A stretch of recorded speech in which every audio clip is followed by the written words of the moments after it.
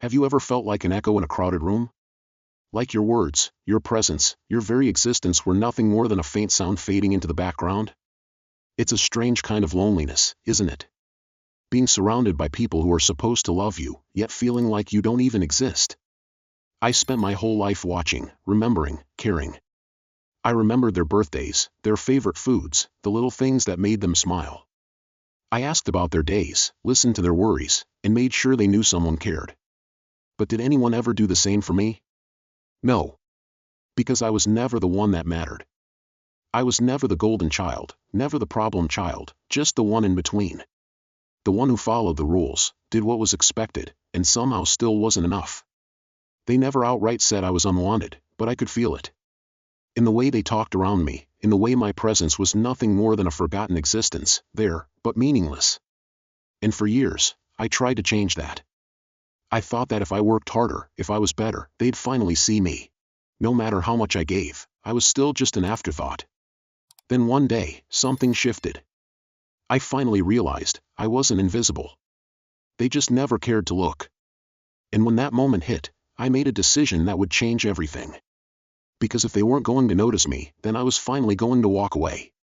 It didn't matter what my brother did, he could skip chores, fail his classes, talk back to our parents, and they would just brush it off. He's just a kid, they'd say. He's going through a tough time. There was always an excuse, always a reason to shield him from consequences, as if he were some delicate prince who needed to be protected from reality.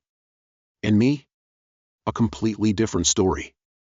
I had to keep my grades up, do my share of the chores, be responsible, be the good kid. Not because they appreciated it, but because it was simply expected of me. No praise, no recognition, I did everything because I had to, not because anyone ever cared. My brother even acted out at school, teasing and harassing girls, but my parents brushed it off as just boys being boys. Not a single reprimand, not even a disappointed glance. Parent-teacher meetings? They attended only to listen to the complaints, then came home and said nothing. As if his mistakes were inevitable, something that didn't need fixing. And the reason? Simple, he was the golden child, their favorite. From the moment he was born, he was cherished, protected. He didn't have to try, didn't have to prove anything, just existing was enough to be loved. And me? No matter how hard I tried, no matter how right I did everything, I was just a shadow in the family. The worst part? I convinced myself it was normal. I kept telling myself that if I just tried harder, behaved better, if I proved I was just as good, just as lovable as my brother, they would finally see me.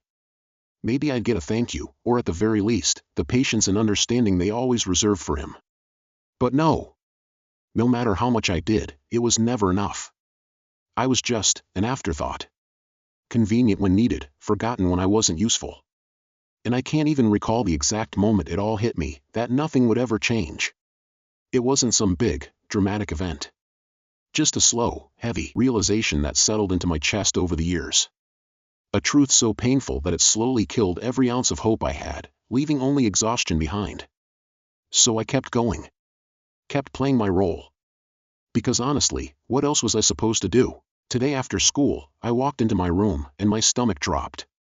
My desk, the one where I had carefully arranged my green energy car models, the project I'd been busting my ass on for weeks, was a complete disaster. Everything was scattered, some flipped over, some with snapped wheels, and one right in the middle of the floor, completely crushed. I felt my blood start to boil. I turned to my brother and snapped, "What the hell did you do?" He barely spared me a glance, just shrugged like it was no big deal. "Relax, it's just some cheap little cars. You can get more at the store. You were taking up too much space, I was sick of looking at them." Sick of looking at them? That was his excuse? He acted like he had the right to destroy something I had poured weeks of work into. And the worst part? We shared the same damn study area. I had never once touched his things, never once complained about his mess, but the one time I had something important, it was suddenly an issue. My face felt hot, my hands were shaking. I had spent countless hours planning, building, and perfecting these models for my project that was due tomorrow. If I didn't have them, I'd lose points, maybe even fail, and my teacher was definitely going to call me out in front of the whole class. I swallowed hard and reached for one of the broken cars, but I could barely bring myself to pick it up. What was the point? I just stood there, staring at the broken pieces, feeling this awful, sinking feeling settle in my chest. I already knew the answer. I turned to him, my voice ice cold. You did this on purpose. He finally looked at me, smirking, like this was all some big joke. I was just checking them out. It's not that serious. Why do you always overreact? Overreact? I clenched my fists, my whole body tight with anger. This wasn't just about my project. It was the fact that he didn't care. Like my time, my effort, never mattered. I've had enough. This time, I wasn't letting it slide. This time, he was going to face the consequences. I snapped. I kicked the back of his chair, hard. He yelped, tumbling forward before scrambling to his feet, clutching his side and bolting down the stairs like a little kid running to mommy and daddy. And of course, that's exactly what he was, the golden child, the untouchable prince. Fine, go cry to them. Let's see what they say this time. My hands shook with rage as I stared at the wreckage in front of me. Every shattered piece, every crushed model I picked up only made the anger worse. 3 weeks of late nights, of careful assembly, of making sure every detail was perfect, all gone. I stormed downstairs, gripping the destroyed project in my hands, marching straight into the living room. And there they were. My parents, laughing together like nothing in the world mattered. The moment they saw my brother, clutching his face, fake tears streaming down his cheeks, sniffling like he'd just been through war, their smiles vanished. My mom slapped me so hard that my head seems getting a sharp, stinging pain spreading across my face as I struggled to stay on my feet. Then my dad stood up, his voice sharp, confronted me. Watch your tone. You don't talk back to your mother like that. I blinked. The anger in my chest churned into something else, something cold, something hollow. Why nobody care about what he did to my project, about my feeling? Why don't you ask him what he did? My voice was shaking, but not from fear. From pure, unfiltered rage. This was my dedicated. My grade. Something I worked on for weeks. And he destroyed it. He broke it because it annoyed to his eyes. I could barely get the words out. I was seething, my pulse pounding so loud I thought my head might explode. For a moment, my mom actually glanced at the model in my hands. And then, she sighed, like I was a nuisance. Like I was making a big deal out of nothing. It's just some dumb model. Do you always have to start fights? Something inside me cracked. I turned to my dad, expecting something, anything, but he just shook his head, as if I was the one in the wrong. You need to stop causing problems in this house. His voice was sharp, dismissive. If you think you're old enough to act this way, then go. If you want to stay under my roof, you'll respect your brother. You must love him no matter what he did to you. I felt like I had been punched in the gut. They weren't ignoring the problem. I was the problem. I looked at them, my own parents, and all I saw was indifference. Like it didn't even matter if I stayed or left. And behind them, my brother, standing there, smirking, because he had won again. And then, with the most disgustingly smug look on his face, he muttered, just loud enough for me to hear, nobody wants you here. If you're gonna stay, shut up and fall in line. I went still. The room felt smaller, like the air had been sucked out of it. But the worst part? No one corrected him. No one said, that's not true. No one even flinched. They just stood there, comforting their precious son, the golden child, patting his back, brushing his hair like he was the victim. I didn't yell. I didn't argue. I didn't beg. Something inside me just shut off, like a switch flipped, and suddenly, I felt nothing. I was never part of this family. Not really. Not in the way that mattered. So, I did the only thing that made sense. I left. I didn't slam doors or make some dramatic exit. I was angry, but I kept it in. I went up to my room, grabbed a bag, and packed in silence. My hands were steady, my heart strangely calm. I collected the leftover pieces of my wrecked car model, the one thing I had worked so hard on, now just another casualty of their indifference. Maybe, deep down, I thought someone would stop me. That at the last second, I'd hear a wait, don't go, or even a weak, guilt-ridden let's talk. But no.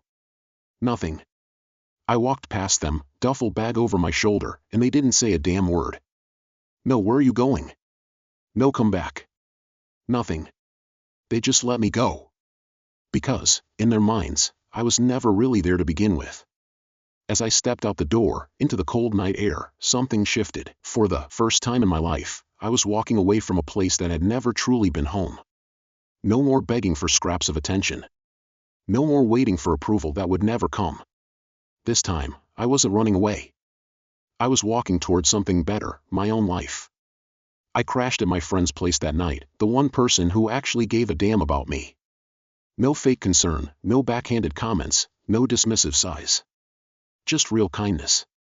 He didn't ask questions. He didn't push. He just handed me a blanket, tossed a pillow onto the couch, and said, "Stay as long as you need." That was it. Simple. Genuine. I sat there for a moment, gripping the blanket like a lifeline, feeling a strange, unfamiliar sensation creep in. Peace. No tension, no waiting for the next passive-aggressive jab, no walking on eggshells. For the first time, I wasn't bracing myself for disappointment. I was just existing. And that was enough. Then my phone started buzzing. Once, twice, then again, and again. I stared at the screen, watching the notifications pile up. Mom, Dad. Even my brother. Oh, I knew what this was. They didn't miss me. They didn't suddenly realize they had driven me away. No, this wasn't about regret. This was about needing something. I didn't pick up. I leaned back, exhaled, and let my phone keep ringing. I turned it off. New update when I left home. Staying with my friend wasn't just about having a place to crash, it was about starting over. His mom ran a small business, delivering fresh buns every morning, and he helped out before school. One day, I asked if I could join in. I wasn't looking for charity, I just wanted to earn my own way. Luckily, his mom agreed. She saw how hard I worked, how I didn't complain, and for the first time in my life, someone actually trusted me. It felt different. It felt good. Every morning, before the sun even rose, I was out making deliveries, earning my own money. And for the first time ever, I had control over my own life. No fights. No tension. No constant disappointment. Just a quiet, steady peace. Then, the calls started. At first, it was just my dad, then my mom, then both. Texts, voicemails, notifications stacking up like a storm I had no intention of stepping into. "You're being immature, come back. Enough of this nonsense. Stop acting like a child." I just stared at the messages, my thumb hovering over the screen. But I didn't reply. They weren't reaching out because they missed me. They weren't sorry. They just hated losing control. So, I let the phone buzz. And then, I went right back to living my life. 2 years passed. They didn't bother me anymore. Maybe they finally got the message, or maybe they never truly cared in the first place. Either way, I had my own life now. No more begging for attention, no more dealing with their indifference. Then, out of nowhere, my phone buzzed with a message from my mom. Something had happened. Turns out, their golden child and his gang of lowlife friends decided to rob a 24-hour convenience store. And not just rob it, they assaulted the staff so badly that one of them had to be hospitalized. That night, he got arrested for causing trouble and injuring people. And just like that, my parents suddenly remembered I existed. Not out of love, not out of guilt, but because they needed money. Cost him $20,000. Bail him out, plus more for a lawyer. They weren't reaching out to make amends, they were looking for someone to clean up the mess their golden child had made. I let them panic for a while before finally responding, short and simple: "I don't have money. Everything I earn goes to my tuition and living expenses." But they knew me too well. They knew that if I reached out to my boss, she is also my friend's mom, she might help. But I wasn't going to do that. That's when they started pushing harder. I told them no, I will not do it. My mom scolded me, "You're being selfish, we're family, you have to help." I stared at the message for a long moment. Oh, now we're family? I let out a small laugh and shook my head. Where was my family when my mom sighed him, and slapped me on my head, deeply painful, and even that, they never seen me from the day I left home. But now they want my help to bail his golden son out of jail. I didn't respond. Not once. Not to the missed calls. Not to the texts. Not to the pathetic guilt trips disguised as concern. Their golden child had finally screwed up so badly that even they couldn't sweep it under the rug. And now, they wanted me to swoop in and fix it? Yeah.